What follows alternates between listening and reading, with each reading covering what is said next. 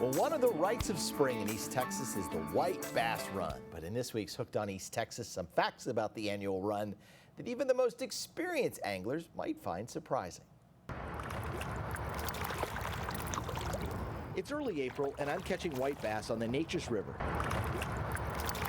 next to the Highway 31 access near Chandler. And I think the White Bass Run is heating up.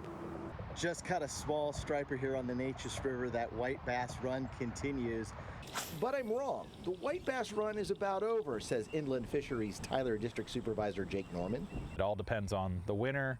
Going into that time of year, do we have a really cold winter? If we have a mild winter, absolutely, you can see fish starting to move, especially that lower part of the Neches as early as January. Some years, February can be even the peak of the run. They're hanging out in here somewhere.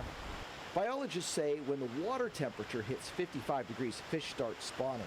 White bass leave lakes such as Cedar Creek Lake and run up creeks like Caney Creek, just like we did in March with guide Brent Herbeck. Oh yeah. The fish aggressively chase plastic baits and spinners. Hey, there we go. And we got our white bass, we got a striper, we got a hybrid. Now we got the white bass. This year, biologists predicted East Texas held the most promise for anglers to catch white bass during the run, especially the Neches River that feeds into Lake Palestine. A disease during the 2018 spawn led to a massive white bass fish kill. 7 years later, Norman is seeing a healthy population once again. We've seen it in our gillnet surveys we set on the main lake where we've seen a lot more white bass in those. So that was just based off what we're seeing on our population surveys. The population has rebounded. Oh yeah!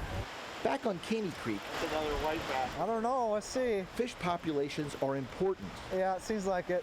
To fishing guides like Jacob Barber. He pays close attention to the size of every fish he catches, a way to illustrate the importance of conservation.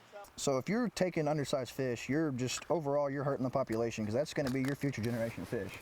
Norman reminds anglers that white bass must be 10 inches long to keep. Striped and hybrid bass must be 18 inches long.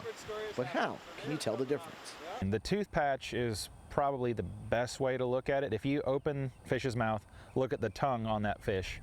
White bass will have one solid tooth patch. A hybrid striped bass will have two split out patches. All right, one of the most popular spots to fish for white bass is the public access at the Chandler River Park. The area you can fish from the river banks or launch a boat or kayak. I was fishing from the riverbank, and this is what I caught.